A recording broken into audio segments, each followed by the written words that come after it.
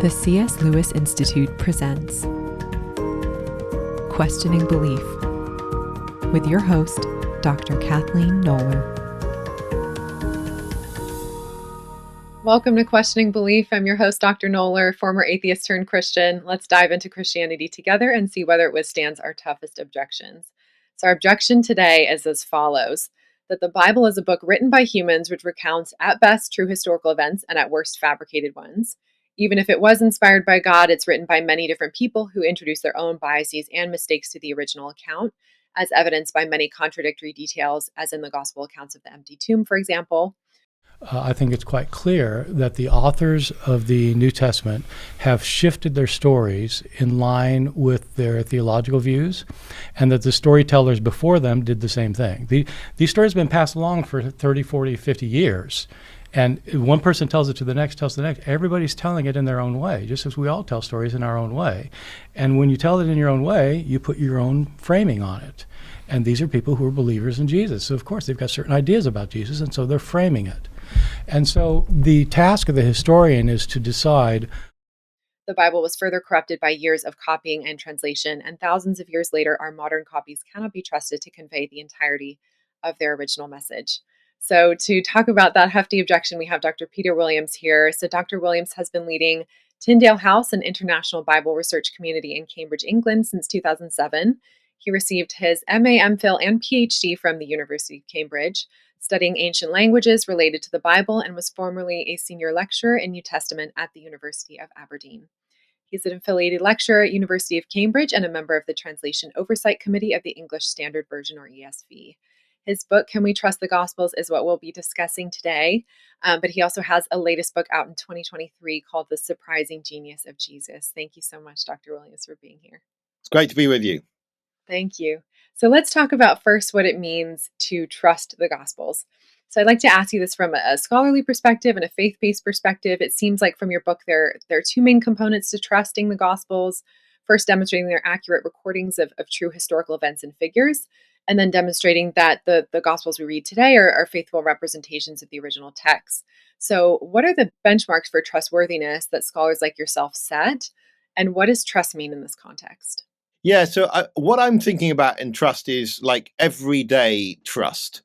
And I think what we need to do is we need to have a critical look at the academy, which of course the academy does critical looks at things, and recognize that sometimes the standards it's set are not fully attached to real life. So there are obviously advantages to trust. If you play a team sport, you need to trust the other people in the team in order to be effective. All sorts of things in an office environment enable you to work well if there's trust. If you think that someone might steal your laptop every time you go out of the room, it's going to slow you down a lot. And so what I'm looking at really is it rational to trust the Gospels? And that's a different question from, can I prove to the satisfaction of a history department that the Gospels are historical? And that, I think, is a different standard, because a history department can be functioning very, very well, but it's doing something a little bit more abstracted from real life. It's actually trying to create something very, very solid, based on skepticism, based on not just taking a single account as valid. That's different from actually the way normal life, economics, society works. So yes, there's a time to be skeptical, but it's not all of the time. And so that's where I just want to point out, in a sense, the artificiality of history as it's done as a academic discipline. That is not to say it's bad. I think it's a really useful thing to do, but there's certainly more penalty if you believe something not true than if you don't believe something that is true in it. As in the incentive structure, the reward system within a history department is asymmetrical, and that's different from real life, where things tend to be a little bit more balanced in terms of incentive structures. Fair enough. So Oftentimes, people will bring up other historical figures from the same time as Jesus or other texts written about approximately the same time as the Gospels and sort of evaluate, how can we apply these standards to the Gospels the same way as we apply it to a non religious text or non religious figure. Is there anybody that you've done that with or you think is a good example of that and who we might use to compare to the Gospels or to Jesus himself? Well, I mean, I think you could use anyone, and actually, the records about Jesus do better. That is, if we just go to the most famous person, namely Tiberius, the Roman emperor at the time of most of Jesus' ministry, we have about 4 accounts of his life. 3 of them, the gap between Tiberius and these accounts is bigger than for the 4 Gospels. And although, yes, you have other things written about Tiberius because you have coins, you have inscriptions, things that you don't have for Jesus. If you take something like the last week of Jesus's ministry, the Passion Week, it's one of the most detailed weeks that you would find of any figure in ancient history. So you can have serious discussions about whether Jesus died on a Friday, what sort of time, all the layout of it. People can even get down to trying to trace particular hours. And that's not the sort of luxury that you have with lots of other figures. You also have Jesus's speech as a presented speech, like if you like a talk. You have a dialogue, public, private, responses to events, him asking questions, different genres, him posing tough questions, him telling parables, all these different ways that you can look at his speech, that just gives you massive material to analyze in a way that I don't think you get with a lot of other figures. So I do think that we are in a position of luxury Mhm. with Jesus in terms of the amount of material that we have. And so if it weren't for the sort of stupendous claims that go with Jesus and the miraculous, I don't think people would have a problem with the amount of material or the proximity that it is to Jesus. So, if someone says, well, we have a lot of material about what Jesus has said in his life, especially this last week, but it was written by biased sources, they have a vested interest in proving the divinity of Christ. What do you say to those people? And what does bias really mean in historical writing? Can we ever really be free of it? Well, I don't think you should try and be free of bias. I mean, let's say someone accuses you of something really terrible. Well, yes, you have a bias, if you like, to clear your name. I mean, Mhm. someone accuses you, say, in the office of something, and you are emotionally involved. That doesn't mean that everything you say from that point is specially suspect. Sure. So I think we need to distinguish between I have a passion for something and Mhm. I am distorting something. Because you could dismiss everyone in every conflict situation on the planet for being biased when actually they're just being passionate. Mhm. So show me the way they twist truth, and you've shown me unreliability. But simply saying no, this person is a passionate supporter of this particular side, this particular issue, this particular thing they're campaigning for, that is not in itself something that should be used in any way to disqualify what they say. And so, Mhm. this idea that somehow people should not be emotionally involved, they should be emotionally detached, is actually insane, because emotions are one of the things that help you remember.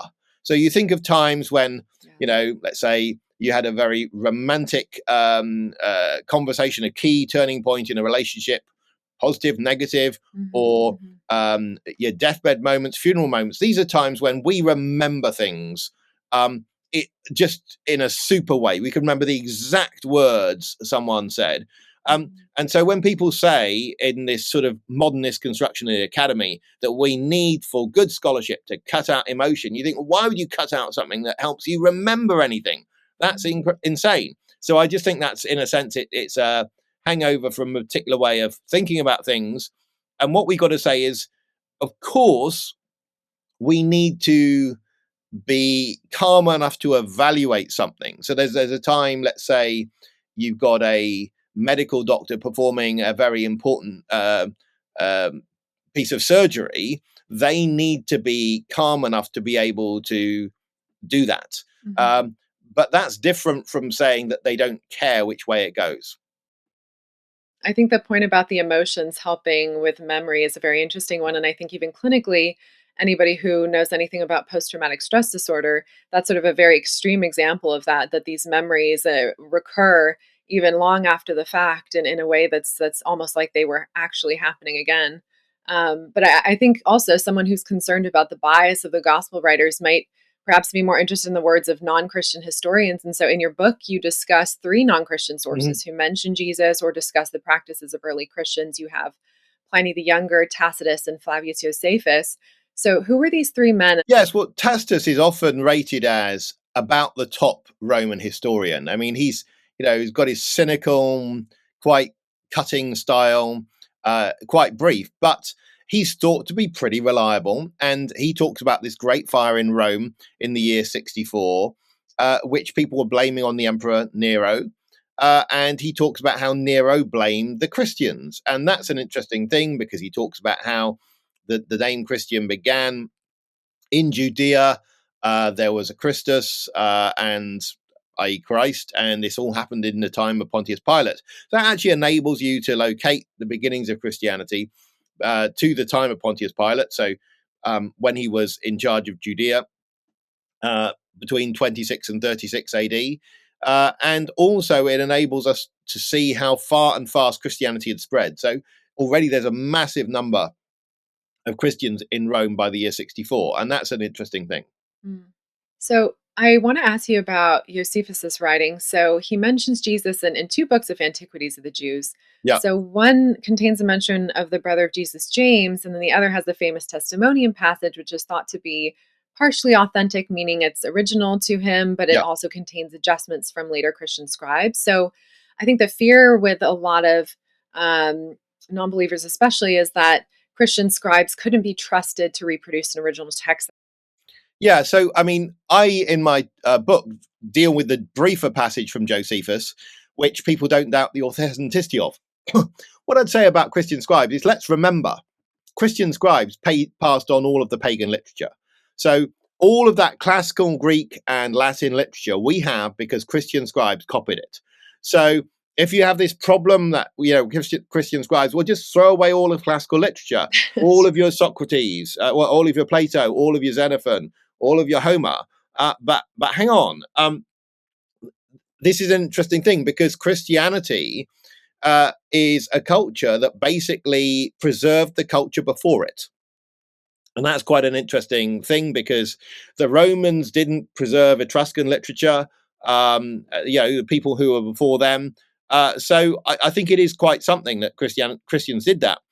But I'll also say that there is going to be some important research coming out this year on the other passage of Josephus. This next year in 2025. So you can watch out for Oxford University Press and an important book that's forthcoming. I don't know if it's yet been announced. So I can't say much more about that, but just watch this space. I would just say, the idea that Christians just can't be trusted um, as scribes doesn't make sense because scribes are generally just reliable copyists in all sorts of cultures. You can do Chinese scribes, Arabic scribes, Greek scribe, Latin scribes. They're all basically handing stuff down. That's their job. And just like delivery trucks generally deliver to the right destination, scribes generally deliver the text. They copy it.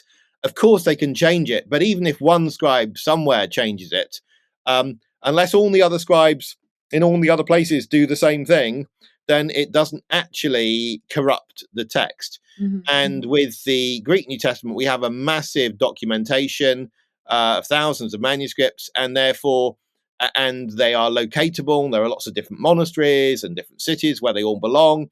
And the New Testament is translated it's not just in the Greek, but also into Latin, Coptic, Syriac, Gothic, later Anglo-Saxon, Armenian, Arabic, Old Church Slavic, all sorts of languages. And so, if you were to change something in any language, it's not going to show up changed in all the other languages. So we would know exactly what happened, who done it, and where. I mean, roughly, you not necessarily exactly where they were, but you have a rough idea. And so that shows us with something like John's Gospel that it's incredibly well transmitted. There's one 12 verse passage, bridging from chapter 7 through to 8, which is not in the earliest manuscripts. And in a sense, we know what went on there because there's like a smoking gun. If anyone tampers with the text, it can't be a secret. Then it will there will be a pattern which will show up because we'll start seeing that some manuscripts have this passage and lots don't, and so that's significant. So it basically shows us in a sort of control sample way that other passages have not been tampered with like that. So I'd like to ask you a little bit more about the methodology behind doing that and between the cross comparison. Yeah. So is that the main method of determining whether a manuscript has been altered or is authentic? Is cross comparison between different versions of the manuscript? What if you have only one? Yeah. So often with classical literature, we only have one manuscript. Mhm. And I've in fact been involved in discovery of one manuscript of a astronomer called Hipparchus. And it was very nice. And we recovered his writing that was rubbed out using multispectral imaging. And what we could see is you could work out from the style that it has to be Greek of a particular period. You work out from the precise star measurements it mentions, when that period must be, all those sort of things fit.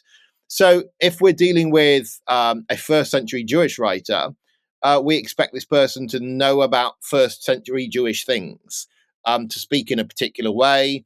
And someone at 500 years later is not easily going to be able to imitate that. 1,000 years ago later, certainly not.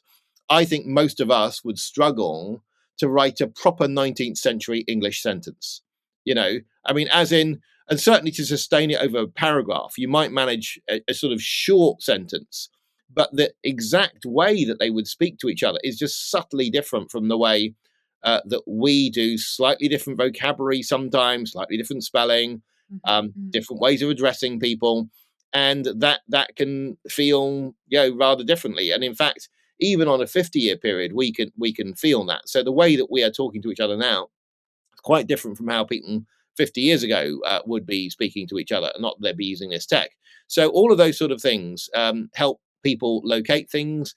The idea that people could just forge things is, it's not so easily done, and certainly not able to be done over 9 hours worth of text, which is what you have in the Gospels. I mean, that's just, if someone wants to make an argument that one particular short phrase in one of the Gospels has been added later, I'd want to say, well, what's their evidence for that? But also, that's quite different from claiming that the whole of Matthew's Gospel was written a lot later, and that just doesn't make any sense. Matthew's Gospel knows first century Judaism. It knows Judaism from before the fall of Jerusalem in the year 70 when the Romans come in. It's concerned with the sort of practices that people have. That makes sense as the context it's writing in. I've heard talk that artificial intelligence is being used to help translate the Bible nowadays into different languages. Mm-hmm. And so, saying you and I as individuals would have difficulty, for example, approximating a 19th century novel. Artificial intelligence with machine learning might be able to learn off of a text from a certain time period and fabricate a new one based off of those patterns and vocabulary. And so, is that something that's starting to enter your field at all? Certainly, I've been doing various AI queries over the last 24 hours and Mhm. just, incredibly impressed by what's been coming back to me. I think that I sometimes think of it as being like a doggy that needs to be trained. Yes. So, as in, there are particular modes of speaking, particular groups of text that it needs to be trained to work with. And the issue in ancient humanities is often there may be just a group of only 300 texts of this kind or 30 texts of that kind. And Mhm. so it has to be sort of trained on each of those. Mhm. Mhm. Um, but yes, I mean, certainly it's going to be revolutionary in terms of what it can do. I think there's going to be plenty of room for human involvement because I think you always have to check. Yes. So it's one of those things that can save us work as well as create some work. But Mhm. certainly, I've got a reasonably positive view of what it will be able to do. Yes, cautious optimism. That's what I have in my field as well. So I'd love to dive now into the four gospels themselves and to discuss the date and the authorship a little bit. Yeah, so I'd say that, I mean, this is not revolutionary. The authors of the four Gospels are Matthew, Mark, Luke, and John. And I would say that the Gospels come with names and not with dates. So everyone seems to be obsessed by the question of what's the date Mhm. of the Gospels. That's something that's less knowable. Um, but they have to be obviously within the lifetimes of these people. So Matthew and John are disciples of Jesus, and they are Hebrew names. Mark and Luke are Latin names and are not disciples of Jesus. And I just think it's an interesting thing if we start with Mark and Luke. Who would put those names on Gospels if they weren't actually by those people? So Mark and Luke are only famous because of their Gospels, or Luke, at least in the case of Mhm. Luke and then the book of Acts. So there's no motivation for people to stick those names on if they are not genuine. Mhm. So I take them to be by Mark, who is said to be Peter's interpreter. So he's one step away from a disciple of Jesus, and may have encountered Jesus directly himself. And Luke, who is a researching doctor, and he's been a practicing doctor before he's hanging out with the Apostle Paul in the 50s, approximately AD of the first century. So those give you some parameters for when those people are going to be writing. Matthew and John, both of them have longer sections of text for Jesus than even Luke. So Matthew 5 through to 7 is all Jesus's speech. John 14 through to 17, all Jesus's speech. So the longest speech is actually by people who were eyewitnesses. There are signs in those gospels that they really did know what they were talking about, that they were familiar with the culture at the time. And there are patterns of speech that show genius. It's one thing I've made a point about the genius of Jesus. Mhm. In Matthew, you have this saying, do unto others what you'd have them do to you. The golden rule. That's remarkable. I mean, that's incredibly original. And even love your enemies. Up to this point in human history, no one has ever been reported to say love your enemies. It's a very, very radical idea, almost paradoxical if you think about what an enemy is. That's a clever saying, and that's over in Matthew, as well as judge not that you be not judged and other such things. Over in John, and only in John, you have the truth will set you free. So who comes up with these two sayings? Is it that Matthew comes up with clever intellectual property and then credits it to Jesus? John comes up with clever intellectual property and then he also credits it to Jesus? Or is it perhaps that there is one person who comes up with this intellectual property, namely Jesus, and the two people have recorded it? And that's a far simpler hypothesis. Now, I'm not talking about proof here. I'm talking about what would enable you to trust something. Likewise with stories. Luke gives you incredible stories, like the story of the prodigal son or the story of the Good Samaritan. Who comes up with those stories? Is it a different person from this person who comes up with the story of the unforgiving servant in Matthew, which is also a really powerful story? The simplest hypothesis is surely to say that Jesus comes up with both. Mm-hmm. It's a very similar character that you see of Jesus across the different gospels. I have a question on that later of the synoptic gospels versus John, but Sure. I want to ask you first about the authors. I've heard the objection many times to the authorship of John, that the three other gospel writers seem like fairly learned men, but then you have John the Galilean fisherman who presumably spoke Aramaic.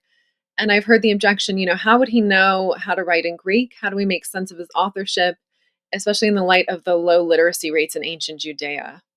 Yeah, okay. So let's start with language. So his John, or Johannes, as we know his name, Johannes, and he's got a brother called Jacobos. Now, those are both Hebrew names with Greek endings, as they are in the Greek Gospels. Now, are they names that have been made more Greek in the writing of them, or what were they actually called? Was he actually called Yochanan, the proper Hebrew form, or was he actually bilingual? Well, he worked on the Sea of Galilee as a fisherman. It's about 4 to 5 miles wide. Um, and there are Greek speaking fishermen over the other side. But also, he's business partner, according to the Gospels, with Peter and his brother Andreas, Andrew, a Greek name. Mm. So, and Andrew comes from Bethsaida. That could be Greek speaking. So the idea that they can't possibly know any Greek, you think, well, hang on, one of his business mates has got a Greek name. Are you really so sure that they don't know any Greek? And anyway, people who do trade tend to know languages that they need to do that. So I just think it's a really armchair objection. It's it's one of those things where people can say, oh, that person couldn't possibly know such a language. I mean, I travel around and you meet someone and then you find out they know a language you wouldn't expect them to know. Oh, you know that. Why is it you know that? Well, because my mother was such and such, and suddenly it all makes sense. Um, so I just think that it's almost like a prejudice that people have that this person Mhm. couldn't possibly know this sort of thing, Mhm. and it shouldn't be treated as a very serious objection. So what it comes from is this idea that these were all peasants. Well, hang on. Do you have any idea how much it costs to own a boat? Boats are not cheap things. So don't tell me these are not peasant class. They are manual workers. They are working with an established business. Yes, and that's good to know that they are, business owners and that they also have those trade networks where they encounter people who speak different languages. I'd like to go back to the authorship of Gospels, not necessarily to nail down a particular date, but we've all heard those different hypotheses, two source, four source hypotheses about the hypothetical source material for each gospel and the orders of authorship. How important are those in our case for historical reliability of the Gospels? Can we make the same case with all those different theories?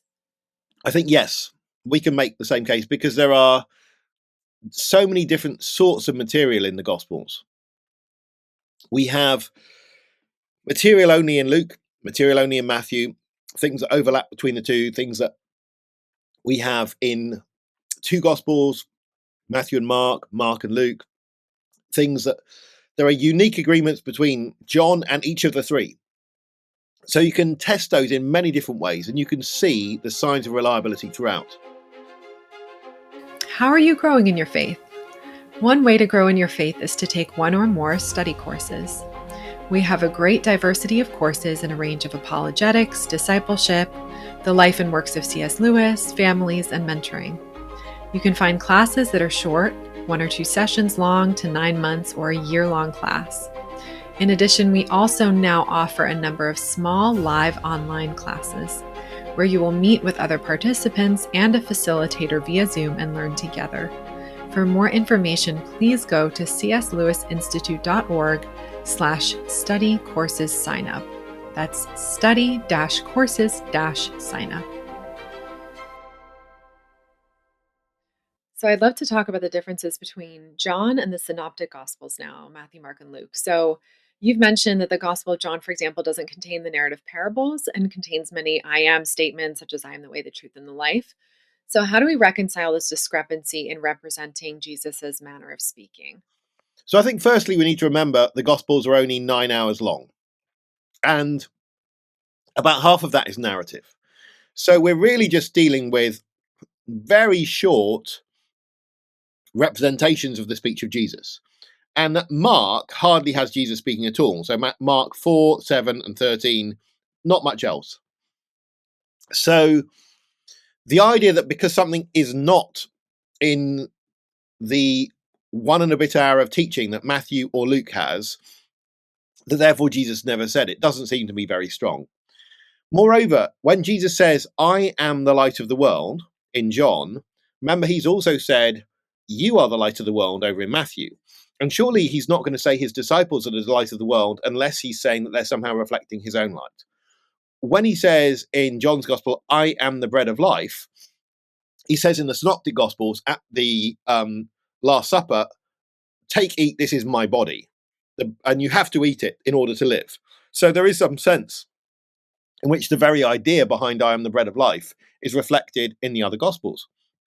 So I'd want to say the sorts of ideas you have in the I am sayings are found elsewhere. So I think all we got is that John has chosen to highlight a particular sort of thing which Jesus said on occasion, and make that more of a theme. You can find the hints of the same elsewhere. So in all the Gospels, Jesus is asking lots of questions. There's a sort of regular feature of the way he speaks. There, even in John, where you don't have parables, he still is talking about being the good shepherd. He's using the same sort of imagery that he's used over in Matthew 18 and Luke 15 of the shepherd. So I think that, and I mean, in a one sense, he's portraying himself as the good shepherd in those gospels as well. So I think the ideas are there. Look at the phrase "the Son of Man." That's used in all four gospels on Jesus's lips as a self-designation, and is used in some of the same ways. So what I think is striking is not that John is different from the other three; it's that the three are so similar.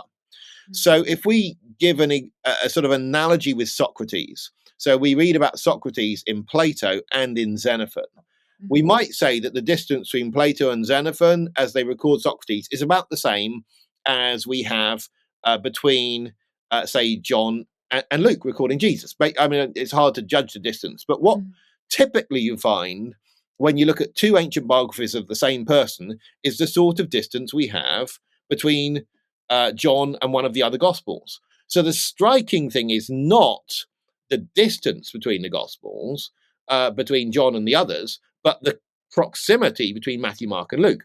That's the thing that we should be focusing on, and saying, what's going on there? Well, I think that reflects to some extent the fact that there is a crystallized teaching tradition early on. There's, if you like, a syllabus which the early church has, and that's what forms that sort of sense of these are particular stories on the cycle that we're going to have. There are many things that one could say about Jesus, but you have to sort of boil them down, and this is what we're going to focus on.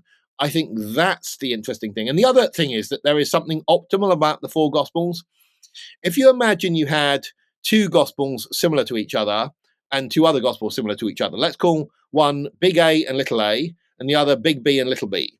At that point, you'd say you only had two sources because little a copied from big A, little b copied from big B, and so you don't really have very much. Whereas what we have is at least 6 different sorts of material between the Gospels, where you've got things only in Luke, only in Matthew, things in the triple tradition, Matthew, Mark, Luke, things in the double tradition, Matthew and Luke, you've got John, and then you've got these minor agreements, which are so striking as well, where you find Mary and Martha are only in Luke and John, or you find that at the tomb, Jesus says, only in Matthew and John, go and tell my brothers, which is a really interesting thing. So you find these sort of subtle agreements, small agreements between different gospels. That gives you just an abundance of material to deal with. I think arguably, although I've never worked this out sort of as a sort of mathematical formula, we've got an optimum amount of testimony to look at given the length of the text, which is very manageable.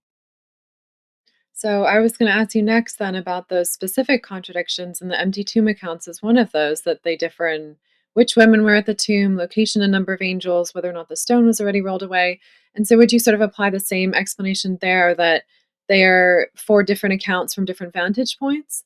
Yeah, so I mean, I think if we start by adding the text together, then we have a minimum of 6 women at the tomb. So you have, 2 Marys, Joanna and Salome, and the other women talked about in Luke. So, you easily get to 6. And do the women all stick together in a huddle? Are they allowed to see things separately? Do they all bundle into the tomb together? Do some stand outside? And you start, the moment you start looking at the practicalities of this, you realize, of course, it's possible for one woman to see, more than another woman, and so on. And when you look at John's gospel, clearly it's presenting you as something that's incomplete, because it has just Mary Magdalene going to the tomb, but then she comes back and tells the disciples, we don't know where they laid him. And you think, Mm-hmm. so it's telling you there's more going on than in this narrative. Then a couple of disciples run off to the tomb. Then, unannounced, Mary is back at the tomb. So John's gospel hasn't bothered to tell you how she gets back to the tomb, but clearly is saying there's more going on than we're telling you. And so that's where you realize that these are précis, they're summaries. So you can't get much more different accounts than, say, Matthew and John. Matthew and John are very different, because you'd think, well, you read Matthew, angel comes, scares the guards stiff, they all fall down, sits on the stone. Along come the women, and the angel, one of them, addresses them. Now, somehow the guards by this point have scarpered off into town. That's quite a different account from what you get in John, where you've got this Mary Magdalene going, and then the men. But it's also incredibly similar, and that is, again, you get this point where the big story that Jesus rose again. That's there. The men or angels in shining clothes, that at the middle level, that's working, and then you get these tiny little details, like go and tell my brothers, which Jesus says to the women, but also in contact with that, it says how they clung on to him in Matthew, and in John it's do not touch me. Yeah. Well, hang on, there's like a subtle level of agreement, and so I can see it sort of all makes sense.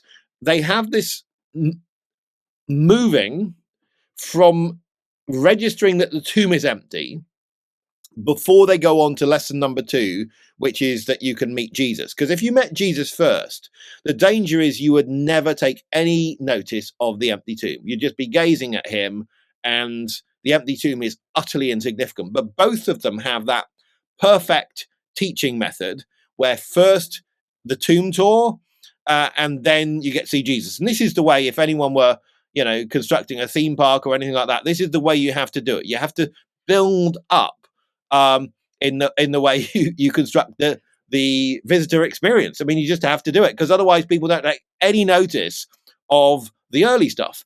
And so that's the same basic structure running through. And I don't think there are any defeater contradictions in this. So that they're just there's compatibility. I would say there's précis in Matthew, so there's massive summarizing. Matthew, this is the gospel writer who tells you of the story of the man being let through the roof and being forgiven without ever talking about the bit going through the roof. So Mark and Luke tell you he was let down through the roof, and then Jesus said your sins are forgiven. Jesus just has, he got there and Jesus said your sins are forgiven. And that's what Matthew has. So in a sense, that's pretty radical shortening of a story. And so I think it's fine for him to cut short the question of how many times the women ran to the tomb. Clearly he has them running. Clearly they meet Jesus slightly away from the tomb, and then they tell disciples. That all happens. I'm going to ask you about one more contradiction that I've heard mentioned many times by skeptics, and this is more of a less of a big picture contradiction.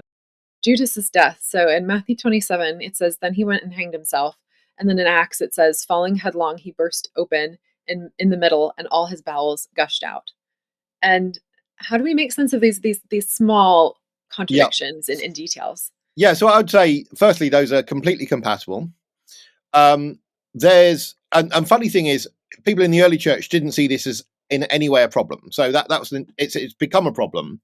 And one of them in a subtle way. And I only realized this after I'd done a debate with Bart Ehrman, and this very subject came up. The English word headlong has changed in meaning. So we now tend to understand it meaning head first. Yes. Right? Okay. Headlong actually means prone. It's flat on your face. In what this word means. So that's already just a sort of really subtle difference in the English, where we may perceive, that we've got to have his head pointing directly downwards, where Mhm. the Greek never says that at any point in Acts. But what you do have in Acts is clearly an incomplete story, because you're told that he falls, but what's he fall from? It doesn't tell you he falls from anything. But hang on, you know that to hang, you need to have height. So I would see these as very compatible. Uh, I'd simply add them. The rope can snap at some stage. He gushes out. What would make your entrails gush out? Well, maybe if you'd been puffed up in the process of what happens in your hanging in a hot climate or whatever. These Mm. sort of things can happen. Um, Acts clearly doesn't tell you the whole story. There has to be something more going on. So that's the way I would look at it. There are other layers I could unpick. For instance, one of them is Matthew reporting, and the other is Luke reporting what Peter said, which is a Mhm. different thing from Luke reporting what Luke is saying. But I'm not wanting to put any weight on that. But I'm just saying Sure. this is just way distant from a defeated contradiction. And it's interesting to me that people would bring this up again and again. It's the one I actually hear the most as I go around speaking places, the number one contradiction. You think, really? That's very interesting. I wouldn't have expected it to be the top objection. I have a follow-up question about the headlong translation. So Mm, oftentimes when we're sitting and listening to a sermon, the pastor will say, well, in the English Standard Version, the word says this, but really when they say love, they mean fealty or they mean brotherhood or something else. And they say, well, if you knew the true original meaning, that'll change the meaning of the whole passage. And so I just think of, I've heard the Eastern Orthodox say that Augustine, he had a very good understanding of Latin, but not so much of Greek. mhm. And so, he perhaps in some views has a incorrect version of original sin in certain theology. And so how do you make sense of that as a translator and how much of an issue really is that? Yeah, so I don't think it's too much of an issue. I mean, I think there obviously can be misunderstandings, cultural misunderstandings, linguistic misunderstandings. But the sort of trade networks that work across our globe presuppose that basically uh, communication normally works. So that's why we're happy to speak to each other and so on.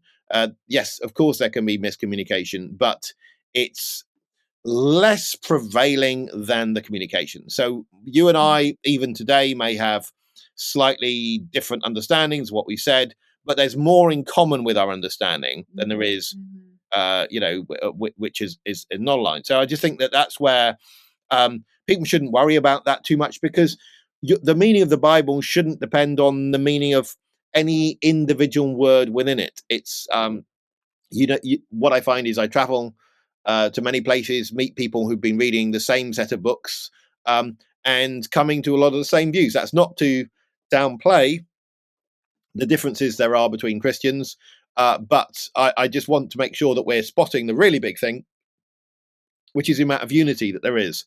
Um, on the whole, I think it's useful for preachers not to mention the Greek, and the reason why is because A, they can get it wrong, and B, most people they're talking to in a monoglot society where people only speak one language don't really know how language works. And so when they're explaining something, the other person will be misunderstanding it.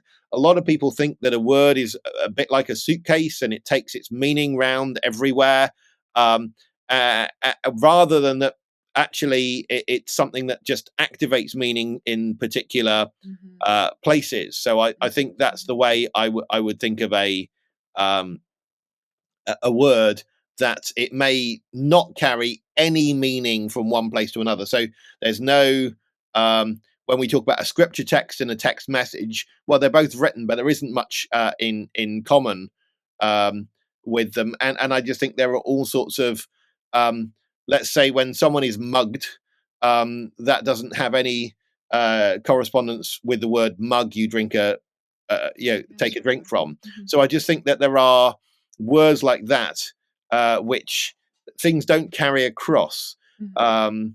Glass ceiling, drinking glass, or whatever it is.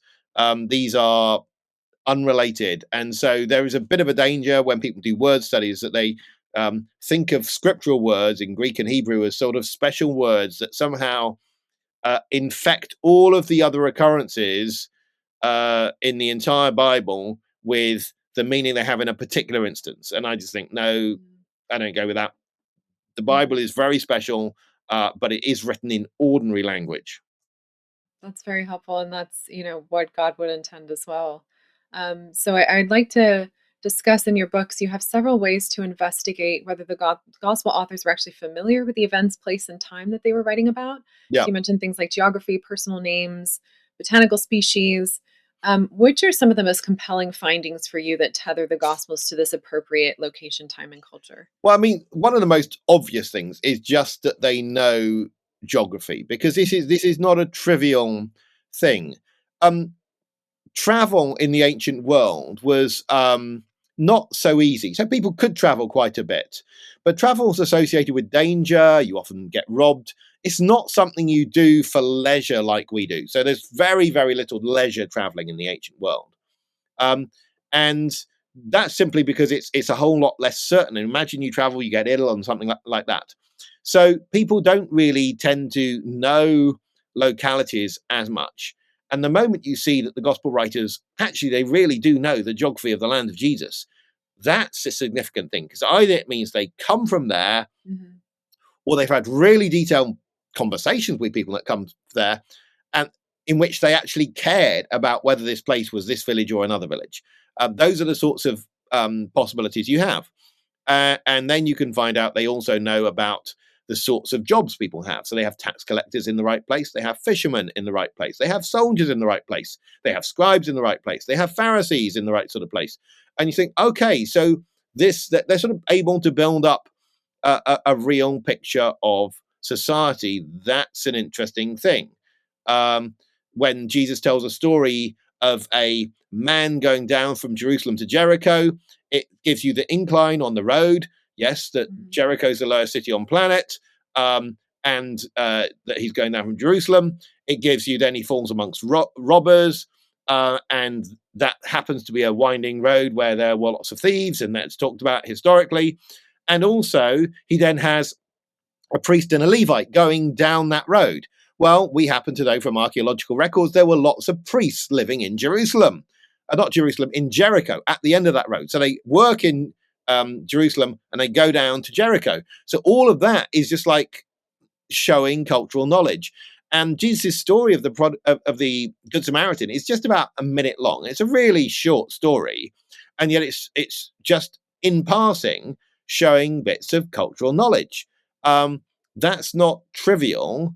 And if you say, well, okay, but someone put that in to make it sound authentic and like from the land, what you're forgetting is that loads of people wrote later things, religious things like apocryphal gospels, Hmm. um, if you like, fan fiction, Christian fan fiction, after Christianity seemed to be popular, and they didn't bother putting any authentic signs of authenticity in. They really were not bothered about the land. And anyway, the story of the Good Samaritan is a genius story in its own right. So for you to say someone put details onto that in additionally to make it sound authentic because they were worried that the genius of the story wouldn't carry it through, you start thinking, wow, you are going down such a complicated route. You don't need to do that. So I think that for me, a lot of the problem with skepticism is just it's overly complex. So the best argument for me for the reliability of the Gospels is just the person of Jesus Christ. I think Hmm. almost impossible to invent as a fictional character, Hmm. Hmm. and the sheer simplicity of saying the testimony about him is true, that yes, he is the savior of the world, and it will explain all of these data compared with the sort of complexity of trying to explain that away. Mhm. The genius of Jesus was something that made a difference to me. So I converted to Christianity in adulthood, and I read Works of Love by Kierkegaard, which I know his theology is not perfect by any means, but he pointed out the love your neighbor as yourself and how radical that was and how that would not have come from man. So you mentioned the Apocrypha. So is that how um, scholars have told the difference between apocryphal books of the Bible and the true Gospels? Is that by looking at those geographical and all those details that you mentioned? Well, firstly, I'd say, I mean, we could take the world's number one Bible skeptic, namely Bart Ehrman, Yes. and he would say that, look, the four Gospels are earlier than all the rest Mhm. by a long way, and give you more access to the life of Jesus than anyone else. And yeah, he's absolutely card carrying skeptic. So I take it as just to be a generally agreed thing that that's the case. There are some um, points of view, I have to say, basically in North America, Mhm. where that's debated, and some people say, hey, the Gospel of Thomas or something like that is something which is almost on a par with these other four. Generally, I think that's not widely held because it does seem to be that the Gospel of Thomas is dependent on the four Gospels. And Mhm. I would take all of these apocryphal Gospels effectively to be dependent. And then they also, something like the Gospel of Thomas, which you can easily read online, doesn't say it should be put in the Bible. Because it begins Mhm. by saying these are the secret sayings which the living Jesus spoke and which Didymus Judas Thomas wrote down. What it's trying to say is Jesus only gave the real scoop to one disciple, the secret scoop, and that was to Thomas. So what it's really saying is get out of the way, you other gospels. I'm the Yes. real thing.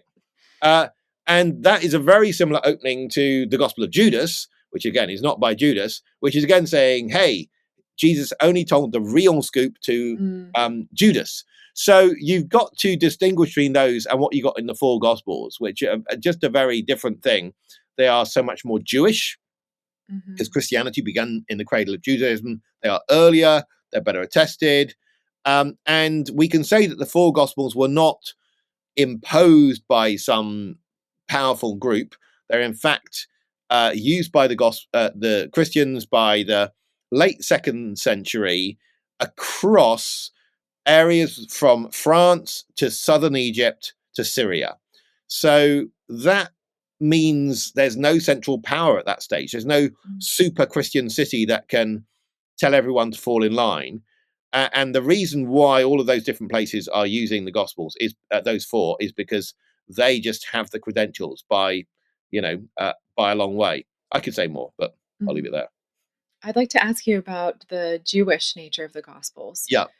What does that mean? Is that referring to the parables, the names? What does that mean when you say Well, I that? mean, certainly we start with parables. The early Christians don't seem to have told many parables. Like they didn't, second, third, fourth century church fathers, they don't tell parables. So there is something in the second century called the Shepherd of Hermas. It's not really quite like Jesus's parables. So parables were a particularly rabbinic thing. Mhm. And so Jesus is speaking that sort of way. He's also engaging with Judaism on questions like Sabbath keeping, the whole debate about Sabbath keeping. That's not important outside Judaism, Mhm. or whether how you wash your hands, what makes you clean. When Jesus says, it's what comes within that makes you unclean. This is whole entering into a debate. Now, the Pharisees, the Sadducees, all these sort of figures are key within Judaism of the time. Judaism has this massive disruption in the year 70 when the Romans destroyed Jerusalem. And it seems that what we're getting in the Gospels is what's called Second Temple Judaism, that sort of um, early Judaism. But yes, it also the way Jesus turns a phrase. Some of them can be Jewish when he talks about something like unrighteous mammon or the children Mhm. of light. These are phrases that come up in the Dead Sea Scrolls, so we can see yes, that's clearly a Jewish way of speaking. When you talk about the Son of Man or you talk about the kingdom of God, these or the kingdom of heaven, even that's very. I mean, talking about heaven as a substitute for Jerusalem for God, that's a huge um, uh, piece of Jewish phraseology. So this is happening um, right throughout. But then you can also look at yes, the names that they have for all of the characters fit within Judaism for all the Jewish characters. Um, Mhm. that works. I mean, Simon is the most popular name for a Jewish male, and Mary the most popular for a female, and they are the most popular names in the Gospels. And that applies to the land of Jesus, but not, for instance, to Egypt. Jews had different names. So again, that works. It's locally correct. Each year, many of us will go through a physical checkup, a performance review at our workplace, perhaps do a financial checkup at year's end or at tax time. But how often do we take time to review our spiritual life? Those who are saved by grace are called to grow in grace, 2 Peter 3:18. As disciples of Jesus, we are to live a life of love for God and love for our neighbor in the power of the Holy Spirit. Too often in the busyness of our day-to-day lives, we let other priorities crowd out the two highest priorities Jesus gave us. The spiritual checkup questions are designed to help you examine your spiritual life over the past year and to prayerfully seek God's help in areas where you sense He desires you to grow in the new year. There are links after most of the questions guiding you to resources that we pray will stir your hearts and minds toward that growth. You can find the spiritual checkup at cslewisinstitute.org/annual spiritual checkup. That's annual-spiritual-checkup. Okay, that's very helpful.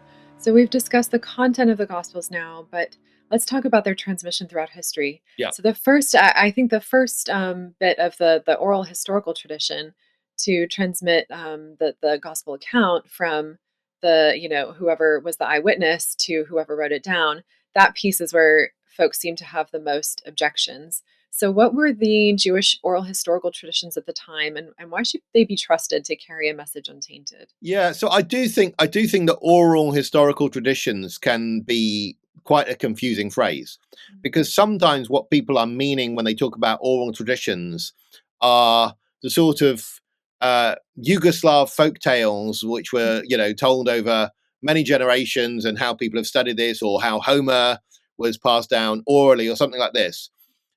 My granny is 104. Okay, saw her yesterday, and I'm able to find out stuff from really a long time ago.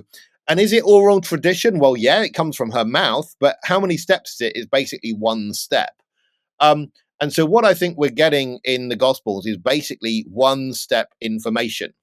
You're either you're getting it from an eyewitness like John or Matthew, or you're getting it one step removed but verified. So it's not a long process. And I think that's got to be taken into account. And let's say Jesus has 12 students, call them disciples. Their job is to learn things he says. That is their basic one job. And they actually pass that on. So Jesus teaches them to memorize the Beatitudes. He teaches them to memorize a story, and then they pass that on. I mean, can that not be a reliable process? And is it really reasonable to have a sort of a priori approach where let's look at oral tradition generally and what goes on and how reliable or unreliable that is? I mean, again, that's like trying to work out how old my granny is by using actuarial numbers from how likely someone's to be, rather than the actualities of how old she actually is.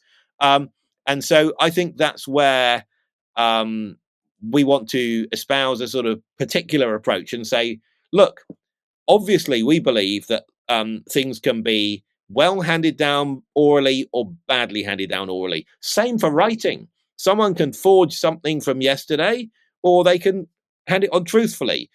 That's in itself isn't going to tell us whether it's reliable or not.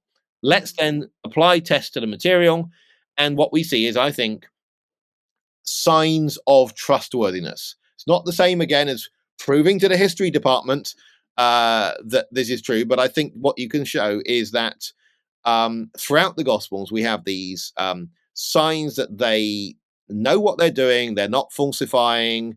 They would have had all sorts of opportunities to clear up differences. They don't. They just. I mean, the fact that we just have in the Gospels 4 different accounts, no one's tried to fit them all together. Well, that's nice. I mean, that's no one's done the cleaning before it got to us. That's just a great position to be in, and I think that in itself is a pretty trustworthy position. It's an Mhm. open book position. So you mentioned that that wouldn't necessarily satisfy a proof for a history department. If we have these multiple sources talking about Jesus's life, what more would a history department demand? Well, I mean, firstly, I think at a history department level, you can get to some things like you know that Jesus existed, that he was executed by the Romans, and so on. Um, those sorts of things, and that he taught. I mean, that we might go further, and some people have built up this minimal facts theory a way of doing it. You build up these, he had 12 disciples. What does that show? Does that show you that he was, probably thought of himself as a leader of Israel, like they had 12 tribes? And I used to teach a course on the historical Jesus in the University of Aberdeen, and I'd use that sort of method of, what can you do? Because I mean, there's this odd thing that he seems to go to Jerusalem, even though it's pretty obvious that will be dangerous. So that's very interesting. I think that what I want to say is that history department way of dealing with things isn't very useful. Let's say if you're dealing with, say, an abuse victim, just the sort of level of skepticism you bringing to that victim would not be the helpful thing to in that sort of situation. Mhm. So I just think it's applying a method that's been built for other purposes. So let's just remember the way the academy is constructed socially, it's got its own reward system. Academics are very cautious people. They don't risk their money like entrepreneurs. They don't risk their life like soldiers. They, deal with ideas on the whole, which tend, at least in the short term, to be less threatening. And we shouldn't, therefore, map that too much onto real life. I think it's a real. I think it's. I'm really glad that history departments exist. I'm really glad they do what they do. But I think that is just we just need to recognize the unreality of that. And no historian is going to be able to accept that Jesus rose from the dead as something that they can talk about in history department terms. They may privately believe it, but then it would just be a private belief Mhm. because that's the way the system has now been set up. It's the way it's evolved in terms of universities, following on from modernist culture, the Enlightenment, and so on. And that's the way it is. That's okay. Mhm. Okay. So now we've had the, oral tradition. Now we have the first manuscript. So how many manuscripts throughout history do we have available today of the Gospels? Yeah, And how complete are they? yeah. So we don't know, and we can't know um, because it's. I suppose it's a bit like asking, how many pieces of clothing do you have? Well, maybe there's a finite number, but are you including like a pair of socks? Is that two or one? And so what you end up with is something that's not really telling you anything very meaningful. Mhm. So what we can say is there's a register of manuscripts called the Kurzgefasste Liste, the short made list. It's the German, that's the title, and it's out of the Institute for New Testament Textual Research in Munster.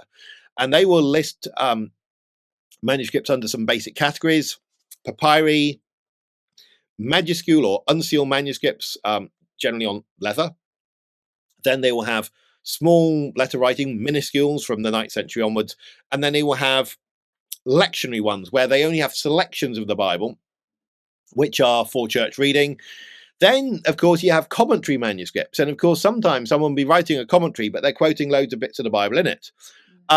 Now, if one manuscript is copied from another manuscript, and we know which one is the descendant and which one is the parent, a lot of people would say, well, you don't need to look at the descendant because you're only interested in the parent.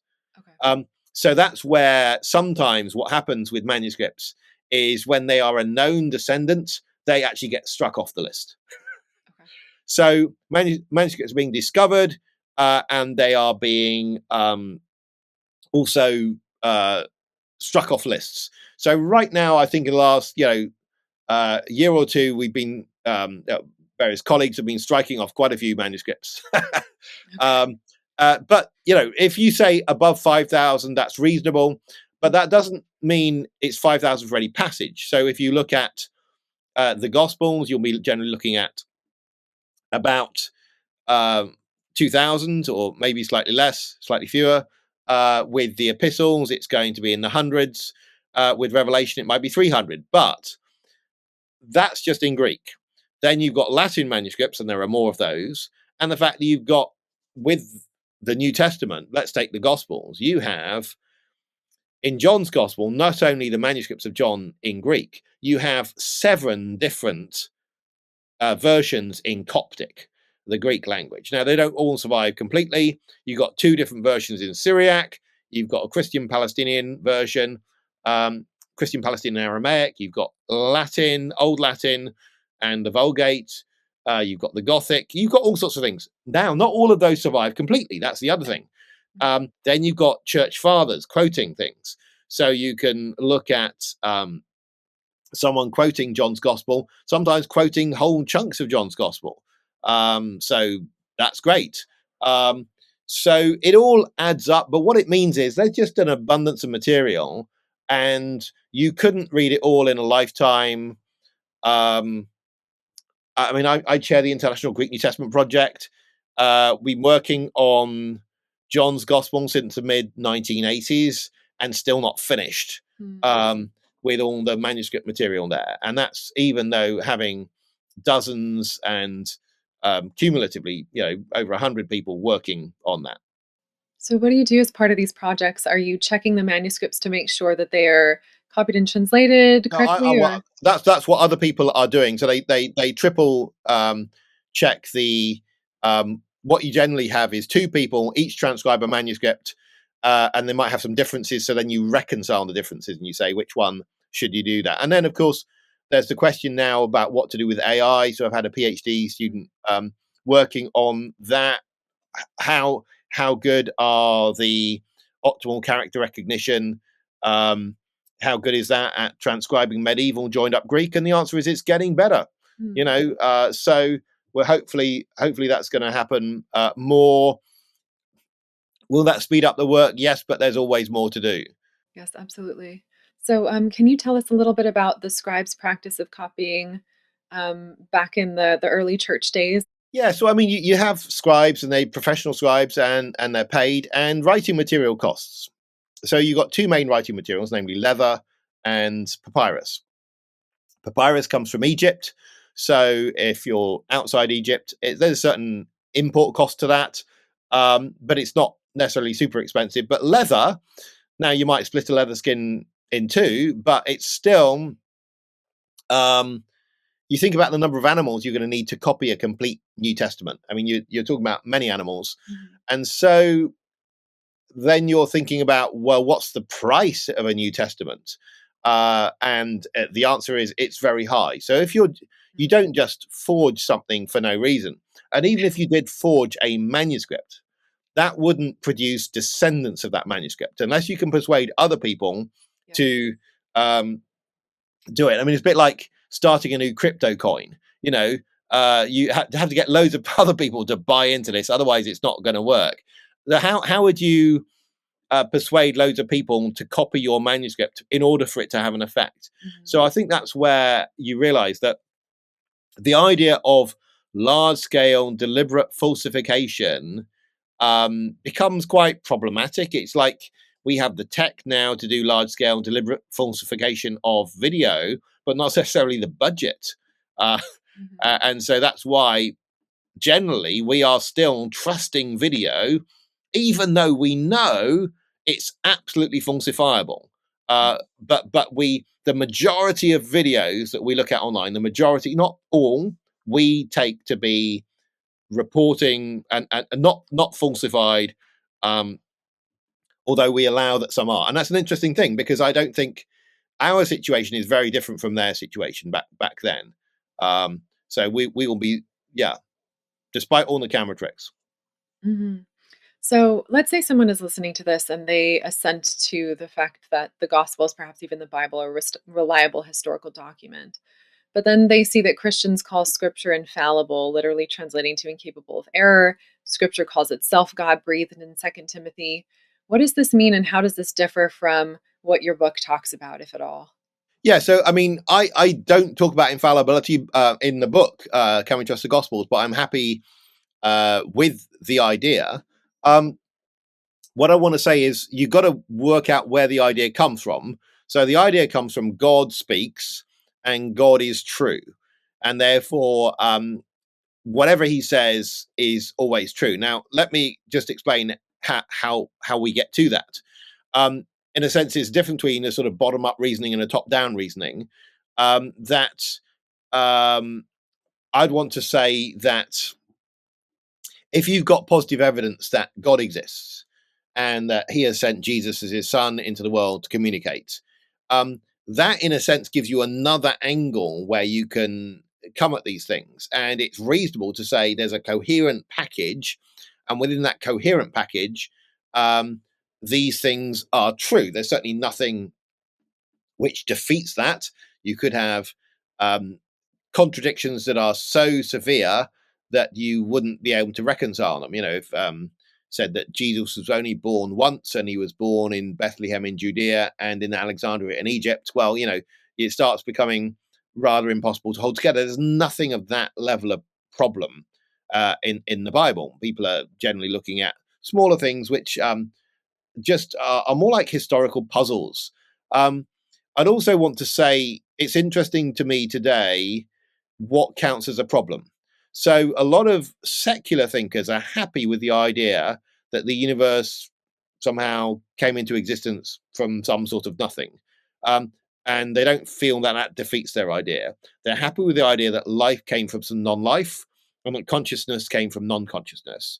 They're happy with the idea that there are sort of absolute morality, even though they're not quite sure on grounding that sometimes. So there's things that they're happy to say are really bad. And so there are things where people, in a sense, accept things they can't explain, and yet somehow they want a level of evidence for Christianity they don't ask of their own beliefs. And I think that's just the inconsistency that I'd like to point out. And I'd say, for me, the compelling argument for Christianity is one of coherence, one of beauty. Um, it fits together around the person of Jesus. It's a comprehensive account, and in that context, there is the idea that God speaks truth and God's given scripture. That's different from saying every scribe, when they copy, never has a slip of the pen, never makes a mistake. Is different from saying that the characters in the narrative in the Bible always say the right thing.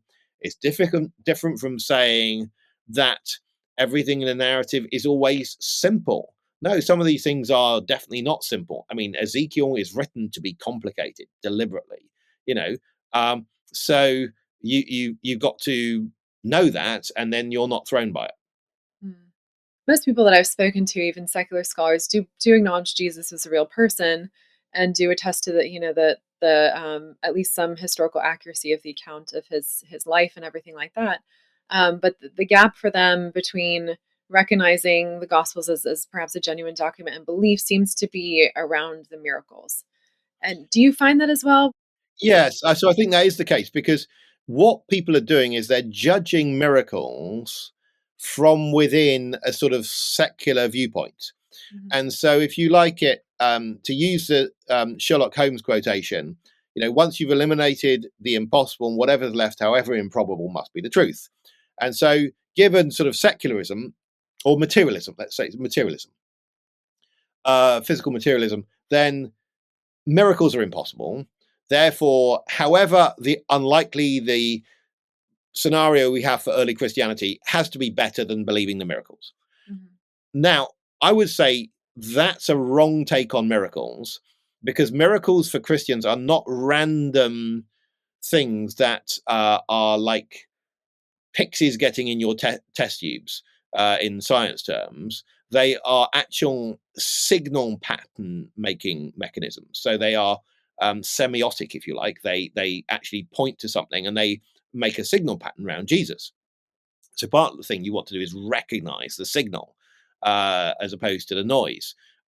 So what we say is that Jesus comes into the world as the Word of God, as God's communication to humans. And he does miracles, or is reported to do miracles, but also he comes from this amazing people group, the Jews, to an amazing royal line, born in Bethlehem, where there's a prophecy saying he's going to be born, or someone's going to be born who's going to lead his people. He dies an amazing death in terms of the injustice of it, and in terms of doing it on behalf of other people. He is said to rise from the dead. But all of that happens within the context of a set of literature that's already been formed. That is, the book of Genesis existed way before Jesus came along. It's got its opening scene at a tree, a couple of humans taking a fruit, death and sin coming into the world, and there being some awful problem that needs cleaning up. And then all of the subsequent literature of the Jewish Bible is just emphasizing the depth of that problem. Whether it's the book of Exodus with its laws, or the book of Leviticus with its "you're all unclean" the whole time, and all of that is just emphasizing. And so when you get to the person of Jesus, you suddenly realize, oh, this all forms a signal pattern around Jesus.